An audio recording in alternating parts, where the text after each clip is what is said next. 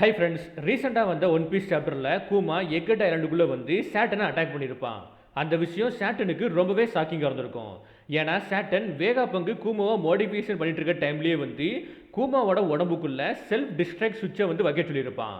அதுக்கேற்ற மாதிரி revolutionary army மேரி ஜோஸை attack பண்ண போஸ்ட்ல அங்கே ஸ்லேவாக இருந்த கூமாவை காப்பாற்றி அவங்களோட இடத்துக்கு கூட்டு வந்திருப்பாங்க. இதை தெரிஞ்சுக்கிட்ட சேட்டனுமே அந்த செல்ஃப் டிஸ்ட்ராக்ட் சுவிட்சை வந்து ஆன் பண்ணியிருப்பான்.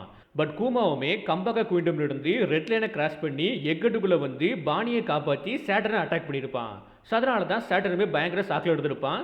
வேகா பங்கு இது எப்படி நடக்குது, இந்த டைம் இவன் செத்து போயிருக்கணுமேன்ட்டு.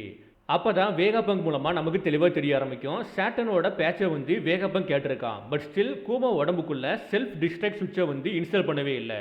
ஏன்னா அவனுக்கு தெளிவாக தெரியும், கூமாவை பாமா மாற்றிட்டாங்கன்னா கண்டிப்பாக வந்து அவங்க எல்லாருமே கூமாவை வந்து ஒரு சூசைட் வெப்பனை யூஸ் பண்ணுவாங்கன்ட்டு.